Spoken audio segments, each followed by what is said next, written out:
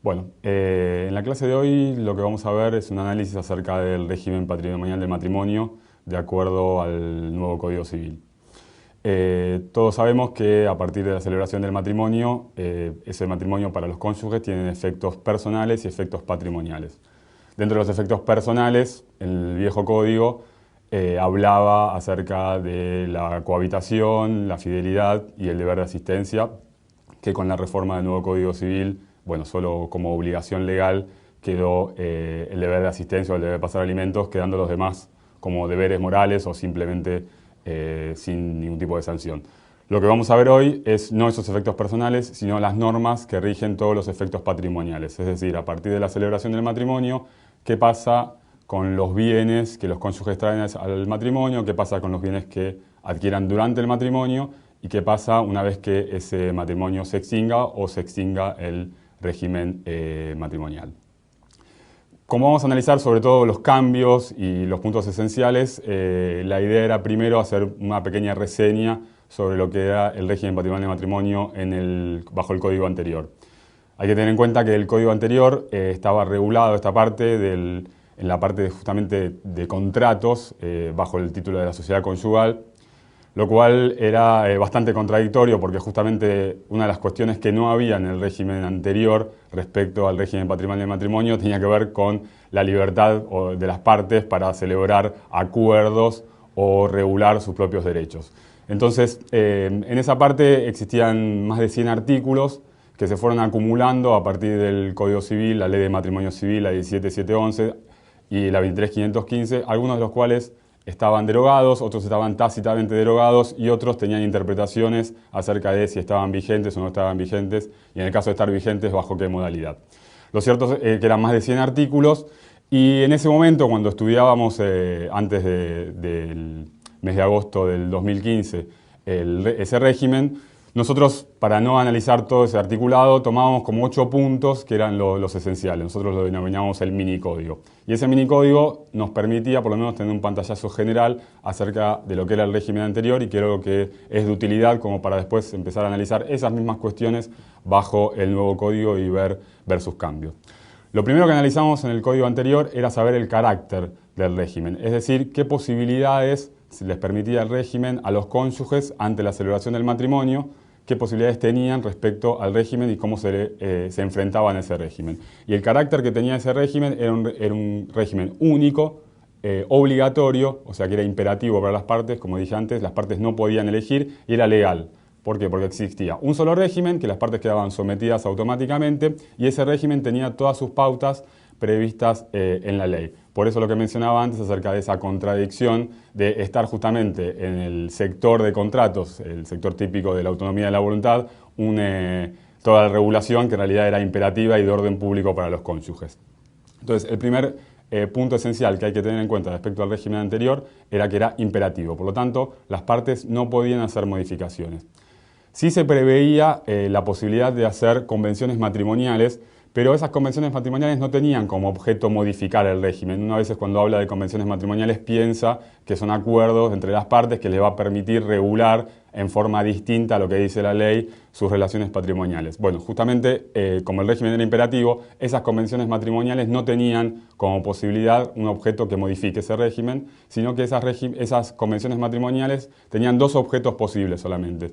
Uno era el inventario, es decir, las partes podían decir qué bienes ellos traían al matrimonio. Y eso tenía cierta utilidad porque al momento de la disolución, la extinción del matrimonio, cuando había que definir qué bienes eran gananciales y se iban a dividir y qué bienes no se iban a dividir, el hecho de tener un inventario servía para no confundir esos bienes como posiblemente adquiridos luego de la celebración del matrimonio. Obviamente, dentro de ese inventario, si se usaba, lo que se ponía eran bienes muebles de valor, ¿sí?, pero no se incorporaban bienes inmuebles o bienes registrables en sí mismos porque al estar registrados se sabía cuál era la fecha de adquisición y quién los había adquirido, con lo cual no tenía ninguna utilidad ponerlo en un inventario. Sin embargo, no sé, una joya, un cuadro que no tuviera papeles o cualquier mueble de valor que no tuviera registración, podía llegar a ser útil ponerlo en el inventario para justamente que no se confunda luego con los bienes gananciales.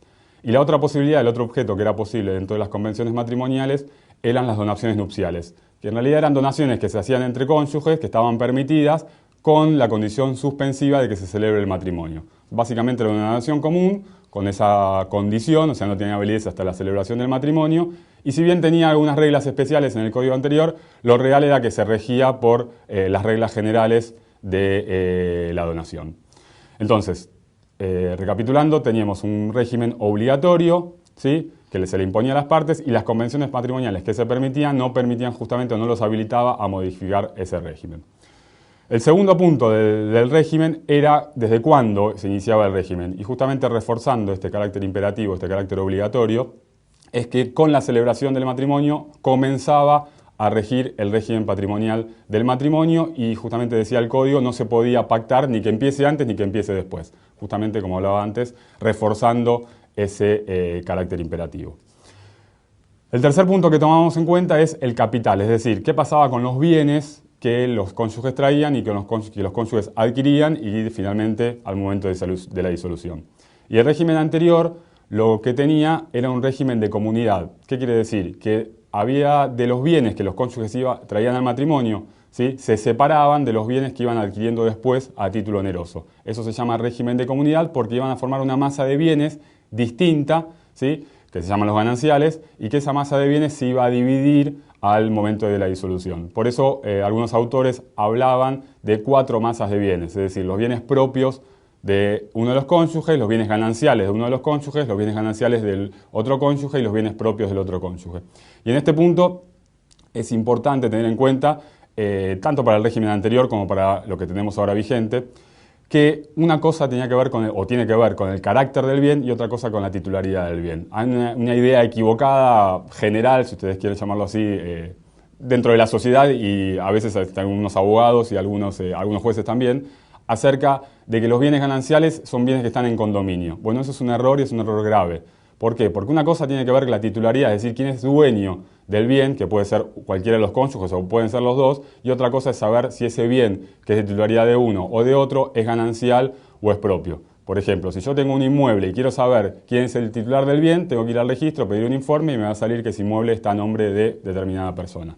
Sin embargo, si yo quiero saber cuál es el carácter de ese bien, no me alcanza con eso, porque yo tengo que saber, por ejemplo, cuándo se adquirió, de qué manera se adquirió, y ahí puedo definir si ese bien es propio o ganancial. Y esta diferenciación es esencial porque ahora vamos a ver, tanto en el régimen anterior y se mantiene en el nuevo régimen, que todo lo que tiene que ver con gestión, o sea, con la administración y la disposición de los bienes durante la vida de la sociedad conyugal o durante la vida de la comunidad, como se denomina ahora en el nuevo código, así como las deudas o la garantía frente a terceros acreedores, no importa si el bien es propio o ganancial como principio general, sino que lo que importa es la propiedad, porque los titulares van a tener la libre administración y disposición de esos bienes y van a responder con los bienes de su titularidad, respecto de terceros. Todo esto con algunas excepciones que ya vamos a ver, pero ese es el principio general. Entonces, fíjense que durante la vida de la sociedad conyugal, tanto en el régimen anterior como en lo que vamos a ver ahora del régimen nuevo, la importancia tiene que ver más con la titularidad del bien que con su carácter de ganancial o propio. Lo relevante acerca de la ganancialidad o que sea propio no es tanto durante la vida de la sociedad conyugal, si bien hay que tenerlo en cuenta porque algunas excepciones existen acerca de la libre disposición. La importancia y la mayor relevancia tiene que ver justamente al momento de la extinción, porque ahí es donde al momento de la extinción los bienes gananciales que forman esa masa se van a dividir por mitades entre los cónyuges, ¿sí? Entonces, lo que tiene que ver con el capital de la sociedad conyugal, decimos que es una masa de bienes que se llama gananciales, ¿sí?, que iba a estar formada por los ingresos que obtengan los cónyuges luego de celebrado el matrimonio. Es decir, es una sociedad de comunidad restringida, porque esos bienes gananciales no van a ser todos los bienes, los que tenían más los que adquieran, no, van a ser solo sobre los que adquieran y los que adquieran a título oneroso, ¿sí? Dentro del régimen de comunidad, en forma teórica, existen las comunidades restringidas, como es la que estamos mencionando, las comunidades universales, que en realidad los gananciales se forman de todos los bienes, los que traían más los que adquieran, y dentro de las comunidades restringidas, además del de ganancias, que es solo los que adquieran durante la vida de la sociedad conyugal, existe otra posibilidad que es la de muebles y ganancias, es decir, los muebles que tenían antes de la celebración del matrimonio, más los muebles que adquieran después, más todos los inmuebles que adquieran luego de la celebración. El régimen argentino anterior era un régimen de comunidad restringida de ganancias. O sea que solo los bienes que se adquieren a título oneroso luego de la celebración del matrimonio, como principio general, ingresaban en esa masa de bienes gananciales que luego se iban a dividir al momento de la disolución.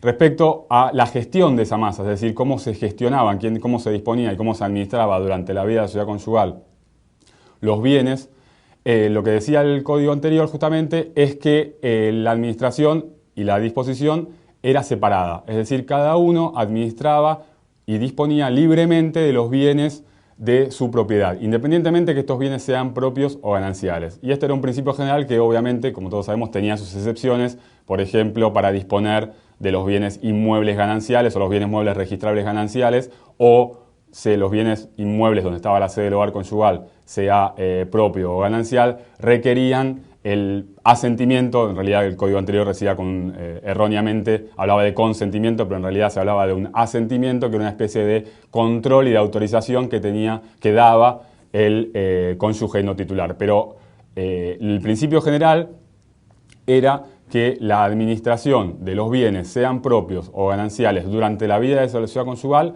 lo tenía libremente el cónyuge titular, con algunas excepciones, pero la gestión era separada. O sea que teníamos un régimen de comunidad restringida de ganancias con la gestión separada.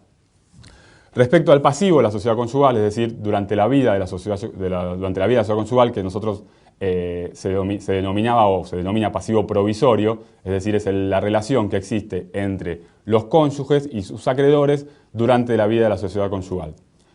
La forma que responden los cónyuges, el principio general era la irresponsabilidad del cónyuge no deudor. ¿Qué quiere decir esto? Que si uno de los cónyuges tenía una deuda con un tercero, durante la vida de la sociedad conyugal, ese acreedor solamente podía ejecutar los bienes del cónyuge deudor, de los cuales era titular. No podía, como principio general, acceder a los bienes del cónyuge no deudor. Por lo tanto, si una persona tenía una deuda porque no sé, había recibido un préstamo y estaba casada con un banco, por ejemplo, y estaba casada, y esa persona, ese banco quería ejecutar su crédito, solamente podía acceder a los bienes del cónyuge deudor, por más que esos bienes fueran gananciales o fueran bienes propios. Es decir, si quería atacar los bienes del otro cónyuge, si el otro cónyuge tenía bienes gananciales, tampoco podía atacarlos. ¿Por qué? Porque no importaba si eran gananciales o propios, sino lo que importaba era la titularidad de ese bien.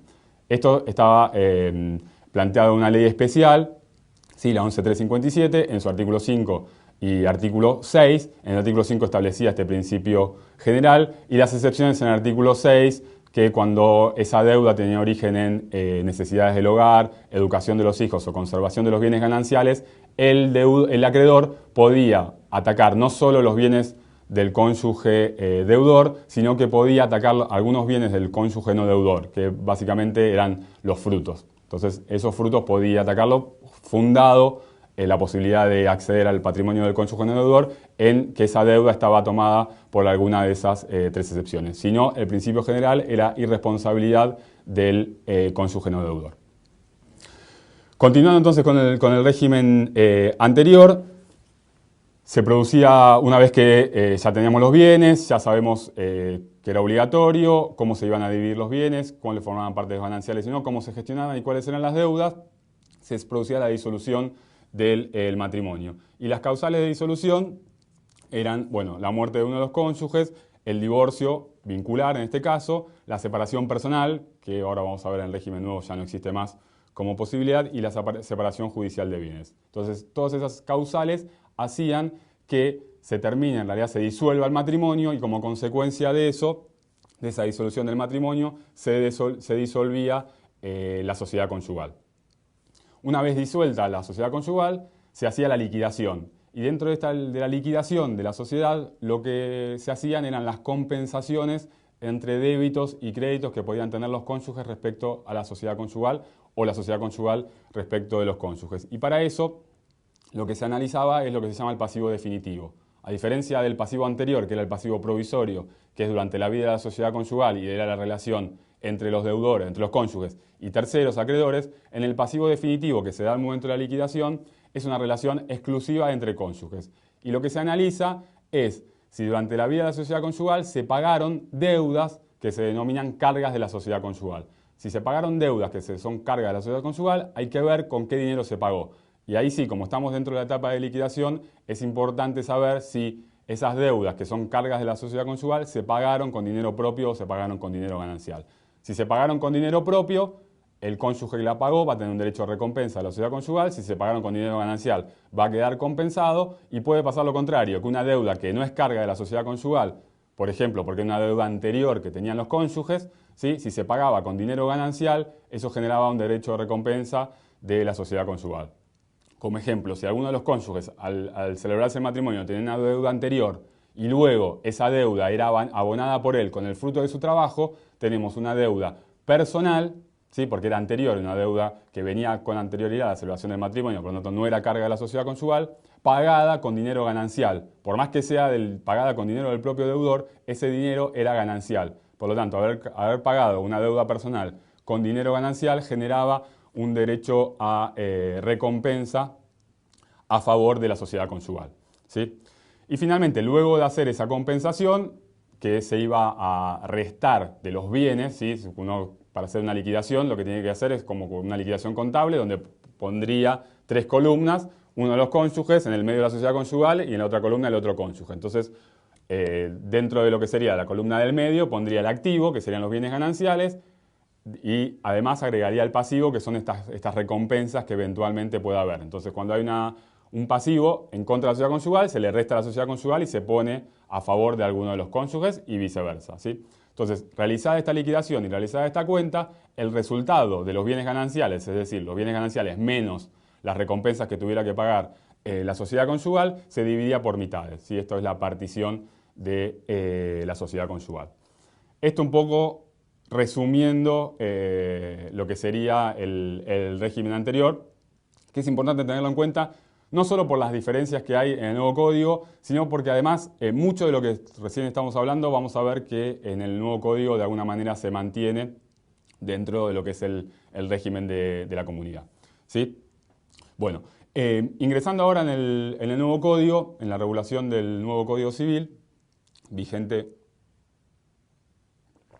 a partir de agosto del año pasado, lo que hay que tener en cuenta es que, como decíamos, había una falta de lógica en su inclusión en la regulación dentro de la parte contractual, con lo cual se modificó y ahora sí pasó a estar en la sección de familia, que es su lugar natural.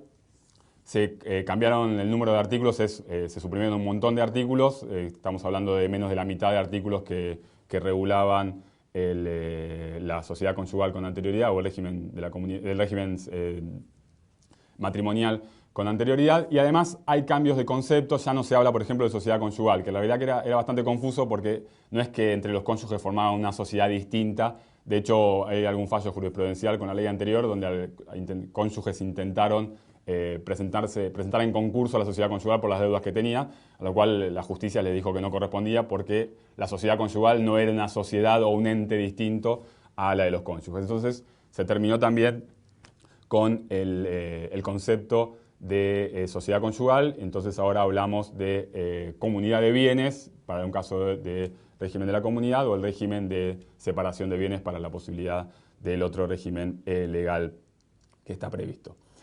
Una de las más importantes modificaciones que tiene la ley nueva respecto al código anterior justamente tiene que ver con las convenciones matrimoniales. ¿Por qué? Porque, como les decía al principio, el objeto de las convenciones matrimoniales, o los objetos de las convenciones matrimoniales que eran permitidos en la ley anterior, justamente no modificaban el régimen. Recuerdan que era el inventario y las donaciones nupciales, no implicaban una modificación del régimen que no estaba permitida. Con el nuevo código hay una apertura a la autonomía de la voluntad, es decir, los cónyuges pueden o tienen la posibilidad de una elección acerca de cuál es el régimen que va a regir justamente sus relaciones patrimoniales. Lo cual vale la pena aclararlo, porque también existe una idea por ahí un poco equivocada acerca de que a partir del nuevo código los cónyuges pueden elegir con total libertad cuáles van a ser las reglas que van a regir sus relaciones patrimoniales, y eso en realidad no es así. Lo que permite el nuevo código a través de las convenciones matrimoniales es elegir un cambio de régimen y estar o en el régimen de la comunidad, que tiene las características parecidas, ahora vamos a ver, al régimen anterior, o ingresar en el régimen de separación de bienes. Pero esa es la única elección que tienen. No es que pueden, dentro del régimen de la comunidad, empezar a cambiar y algunos aspectos y decir de qué manera uno va a contribuir y de qué manera va a contribuir el otro y cómo vamos a dividir los gananciales. En vez de 50 y 50 lo vamos a dividir 25-75.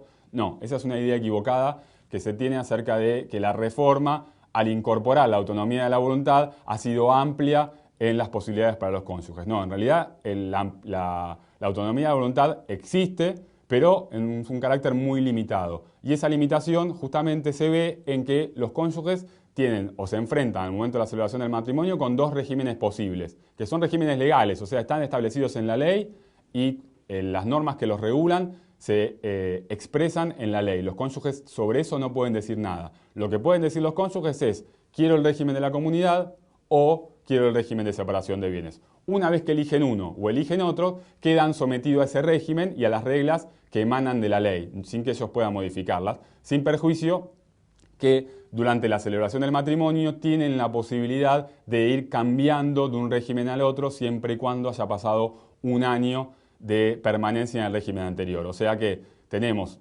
dentro de las convenciones matrimoniales la posibilidad de elegir por un régimen u otro, por regímenes legales, y además esos regímenes son mutables. Mutables en el sentido que uno puede cambiar de un régimen a otro, en principio sin limitaciones, con la única limitación que tenga que pasar un año bajo el régimen anterior, mantenerse en el régimen anterior, y además que ese cambio no puede perjudicar a terceros. Pero mientras no se produzcan estas excepciones, uno podría ir modificando el régimen sin ningún tipo de limitación, reitero, sometido a las normas del régimen que están establecidas en el código.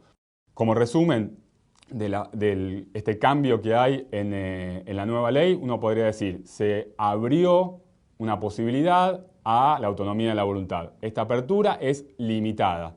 Quizás sea el primer paso a un cambio mayor que podrá venir en leyes posteriores, pero hasta que eso no se produzca, lo que tenemos ahora es una autonomía de la voluntad muy limitada. ¿Está? Entonces, ¿dónde se ve o dónde existe esta posibilidad? Vamos a ver un poquito ya entrando en el código nuevo, reflejar algunas normas para ser un poco más precisos, ¿sí? En el artículo 446, justamente, que es el primer artículo que habla sobre el régimen patrimonial del matrimonio del nuevo código, se habla sobre la posibilidad de celebrar convenciones matrimoniales. Y el objeto de esas convenciones matrimoniales, o los objetos de esas convenciones matrimoniales, están explícitamente establecidos en la ley. No se puede establecer un objeto distinto al que figura en este artículo 446. Y dentro de esas posibilidades tenemos las posibilidades que teníamos en la ley anterior, ¿sí? La designación o avalúo de los bienes, esto es básicamente el inventario. Se agrega la enunciación de las deudas, que en realidad también es un inventario, así como se podía hacer un inventario acerca de cuál va a ser el activo que ingresan al matrimonio para que no ser confundidos después con los bienes gananciales. Lo mismo se puede hacer respecto de las deudas, es decir con qué deudas ingresan los cónyuges para que después esas deudas no sean confundidas con deudas que son cargas de la sociedad conyugal. El otro objeto, las donaciones que se hagan entre ellos, las donaciones nupciales que ya preveía el código anterior. Entonces hasta ahí no tenemos una gran modificación. La modificación viene en el inciso D, que es lo que estábamos hablando antes. La opción que haga por alguno de los regímenes patrimoniales previstos en ese código, ¿sí? Ahí es donde se abre la autonomía de la voluntad a los cónyuges para elegir el régimen de la comunidad o el régimen de separación de bienes, teniendo en cuenta que si los cónyuges no hacen una elección, ¿sí?, van a quedar regidos como régimen supletorio por el régimen de comunidad de bienes. Con lo cual, en realidad, la primera elección que tienen que hacer los cónyuges es si van al régimen de separación de bienes, porque si ellos no eligen, automáticamente quedan bajo el régimen de la comunidad. Y reforzando la cuestión de que la autonomía de la voluntad es bastante limitada, ¿sí?, o acotada, justamente el artículo posterior, que es el 447, habla de la nulidad de otros acuerdos. Y dice: toda convención entre los futuros cónyuges sobre cualquier otro objeto relativo al patrimonio, a su patrimonio, es de ningún valor. Con lo cual, de esta manera, se termina con la posibilidad, por lo menos bajo este código, de hacer una convención matrimonial donde los cónyuges definan, ¿sí?, cuáles son las normas que van a regir, que no sean las que se establecen en la ley. O sea, no pueden dejar de lado las normas que se establecen legalmente. Su elección, reitero, tiene que ver con un régimen u otro régimen. Sobre eso, el otro día estaba leyendo un diario acerca de esta idea, como decía antes, generalizada del error, que incluso uno lo escucha cuando le hacen consultas y demás. Dicen, bueno, pero ahora yo puedo elegir, ¿y cuál puedo elegir? Bueno, justamente yo traje acá, como a título ejemplificativo, como nota de color, un artículo de un diario que es muy reconocido, que justamente hacen una entrevista a alguien de registro civil o a un abogado, y voy a leer 2 párrafos nada más, donde plantean la posibilidad de elección, y fíjense en qué marco la plantean. Dice en la primera parte, se cumplen 3 meses de la puesta en vigencia del nuevo Código Civil, que trajo cambios fundamentales en la vida cotidiana de todos. Y después sigue, y aunque los que eligen casarse legalmente cada vez son menos, ellos también tienen nuevas variantes. Pueden firmar de antemano una convención matrimonial, lo cual es cierto, y después pone que aún no cuaja demasiado, no sabemos bien a qué se refiere, u optar por la separación de bienes. Entonces fíjense el error de pensar que existe una convención matrimonial por un lado y la opción por la separación de bienes por el otro, cuando no. En realidad, la convención matrimonial a la que se está haciendo referencia como gran cambio tiene que ver justamente con la posibilidad de optar, ¿sí? No es que, parecería que lo que quieren decir acá, que después confirman su error en otra parte, es que los cónyuges tienen u optan, o además pueden hacer una convención matrimonial, parecería como regirse directamente entre ellos acerca de las normas que los van a regular, lo cual es un error, ¿sí? Y que este error, más allá de este artículo y de este diario que es solo ejemplificativo, ¿sí?, es algo con lo cual tenemos que luchar los abogados en este momento, porque se ha publicitado mucho el tema de la autonomía de la voluntad en el ámbito de familia, que es cierto que existe que antes no existía y que ahora sí hay una apertura, pero esa autonomía es muy limitada. Dos aspectos más de este artículo que refuerzan ese error. Ahora cuando viene, dice la empleada del registro civil en una entrevista, ahora cuando viene una pareja a casarse se les pregunta si han firmado previamente una convención matrimonial ante un escribano, lo cual es correcto porque vamos a ver que las convenciones matrimoniales tienen que ser hechas por escritura pública previamente a la celebración del matrimonio ante un escribano. Y después dice, y también si van a optar por la separación de bienes o la comunidad de bienes, si van a optar por la separación o por la comunidad de bienes, lo cual es claramente un error, o sea, se les pregunta si hicieron una convención. Esa convención justamente es la que produce la opción. No es que existe la convención y además la opción. La convención es la opción, ¿sí? Lo que tienen que preguntar en el registro es si hicieron esa convención, y en el caso que hayan hecho esa convención, que para la celebración del matrimonio el único objeto que debería tener es pasarse a la separación de bienes, porque reitero, hacer una convención con la celebración del matrimonio eligiendo el régimen de la comunidad no tiene sentido, porque el régimen de la comunidad, si vos no decís nada, te rige igual. Entonces, la convención lo único que sería es para optar, ¿sí?, por la separación de bienes.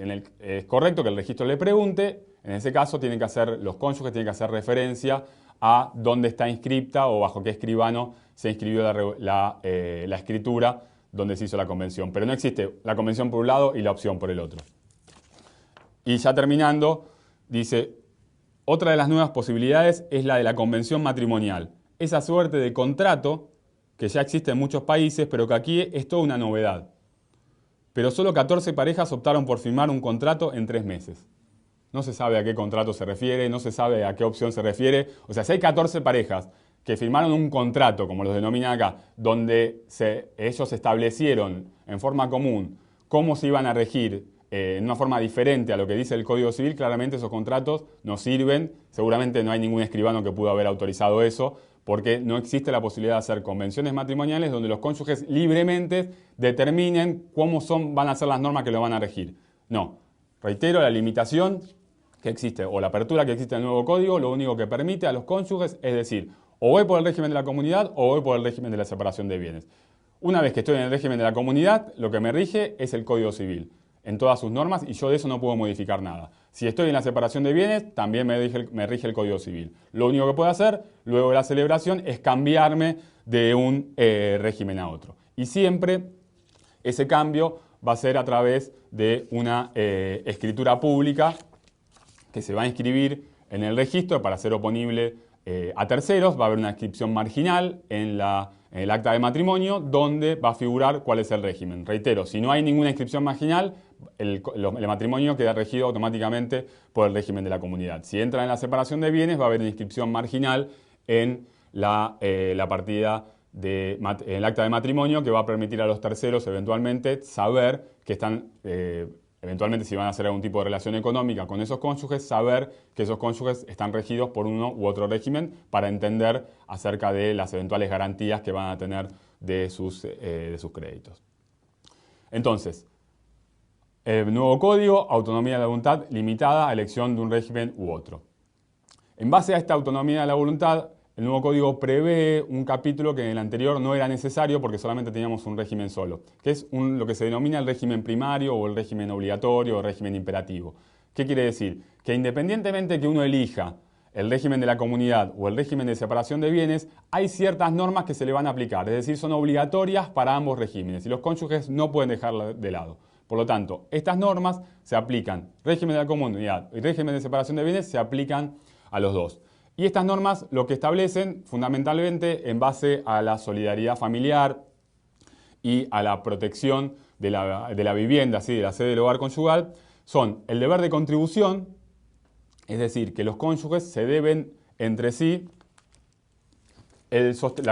contribuir al sostenimiento propio del otro cónyuge y de los hijos menores que convivan. Eso está en el artículo 455 del nuevo código, que dice: los cónyuges deben contribuir a su propio sostenimiento, al del hogar y al de los hijos comunes, en proporción a sus recursos. Por lo tanto, por más que tú no estés en el régimen de separación de bienes, que uno dice, bueno, el régimen de separación de bienes es como si yo estuviera soltero.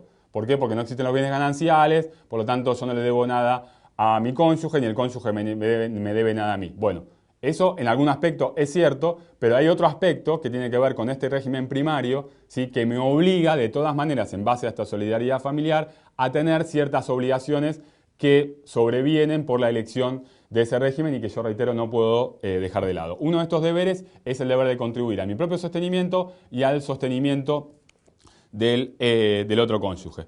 Y dice después el 455 en el segundo párrafo: el cónyuge que no da cumplimiento a esta obligación puede ser demandado judicialmente por el otro para que lo haga. Y esto es importante porque es se asentó lo que decía la jurisprudencia acerca de cómo se podía pagar alimentos, que no significaba solamente el pago en dinero, sino que podría significar a través del cumplimiento de los alimentos se daba en especie. Ahora queda asentado en el código, debiéndose considerar que el trabajo en el hogar es computable como contribución a las cargas, ¿sí? Entonces, independientemente del régimen que yo elija, tengo la obligación, ¿sí?, de contribuir a mi propio sostenimiento y al sostenimiento del otro cónyuge, y es más, puedo ser demandado por el otro cónyuge en el caso de incumplimiento. La otra, o el otro tópico que ingresa dentro de este régimen primario inderogable tiene que ver con la protección de la vivienda familiar, que esto es una aplicación de la constitucionalidad del derecho privado. Todos sabemos que la protección de la vivienda en general está protegida constitucionalmente y supraconstitucionalmente en tratados internacionales, y la constitucionalidad del derecho privado, es decir, prever en el derecho privado esas protecciones que vienen de normas constitucionales y supraconstitucionales, ¿sí? Ha hecho que se establezcan determinadas protecciones en el ámbito civil. Y justamente en el ámbito del matrimonio se establece esta protección de la vivienda familiar en dos aspectos. Uno tiene que ver con la disposición. Y, como decíamos antes, si bien cada cónyuge puede disponer libremente de sus bienes, por más que estos bienes sean propios o gananciales, si estamos bajo el régimen de la comunidad, o sean de titularidad bajo el régimen de separación de bienes, lo cierto es que si ese bien es la sede del hogar conyugal, ¿sí?, el cónyuge titular no va a poder disponer sin el asentimiento del otro cónyuge. Por lo tanto, esté en un régimen o esté en el otro, siempre para disponer del inmueble que es la sede del hogar conyugal y de los muebles indispensables que estén dentro de ese inmueble, se va a necesitar o se va a requerir el asentimiento del otro cónyuge. Si el otro cónyuge no da el asentimiento y esto se vende, ¿sí?, o se dispone, ¿sí?, puede ser una venta, puede ser una hipoteca, ¿sí?, cualquier acto de disposición, ese acto va a ser pasible de ser declarado nulo y el otro cónyuge, el cónyuge no titular, va a tener 6 meses desde que conoce la disposición de ese bien para solicitar la nulidad, o la caducidad de esa acción de nulidad también se produce luego de 6 meses de disuelto el régimen patrimonial.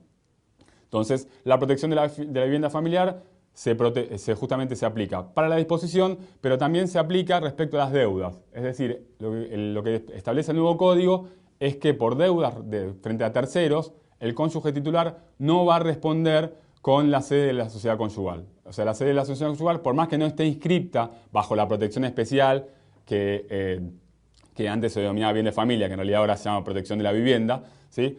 Por más que no esté inscripta en el registro, si ese inmueble es sede del hogar conyugal, el acreedor no va a poder atacar el bien de su deudor, porque se establece justamente la inembargabilidad, inejecutabilidad de ese bien, teniendo en cuenta que es justamente la sede del hogar conyugal. Esto tiene sus excepciones. ¿Cuál es la excepción? Que el cónyuge no titular haya prestado conformidad a que se tome esa deuda o sea codeudor. Entonces, en esos casos, es como que el cónyuge no deudor cede esa protección que le otorga la ley para la vivienda familiar y accede justamente a que se tome esa deuda y que el día de mañana pueda ser ejecutada la sede del hogar conyugal.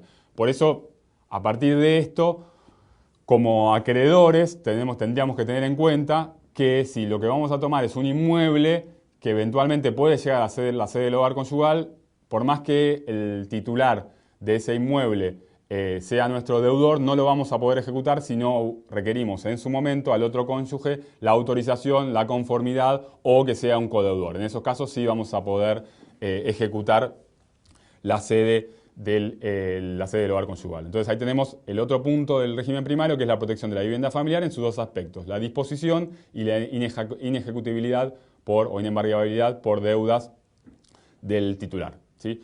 Y finalmente, el otro aspecto tiene que ver también con responsabilidad frente a terceros y cómo responden los cónyuges frente a terceros,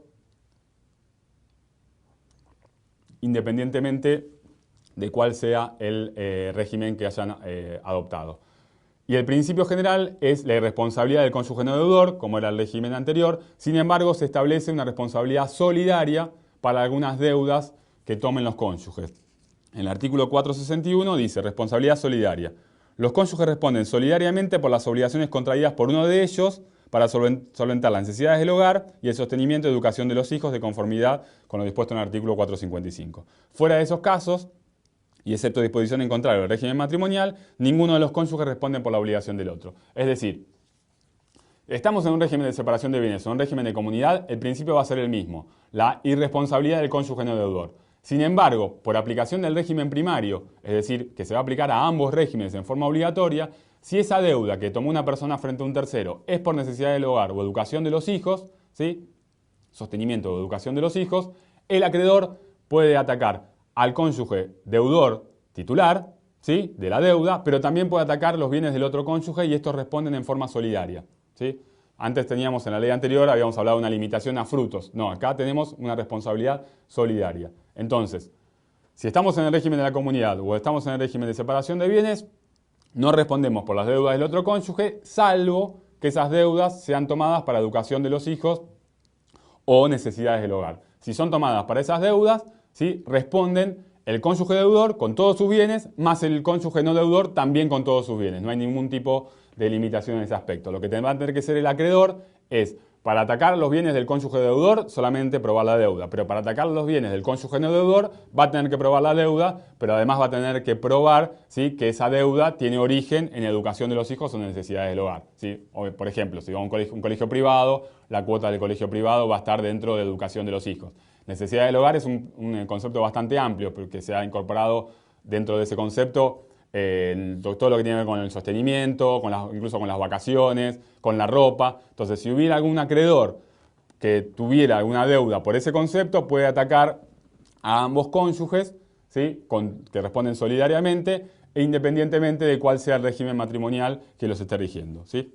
Entonces, estas son las tres cuestiones principales y esenciales que tiene el régimen primario, que son inderogables y que los cónyuges van a quedar regidos independientemente de cuál sea el régimen patrimonial que ellos elijan.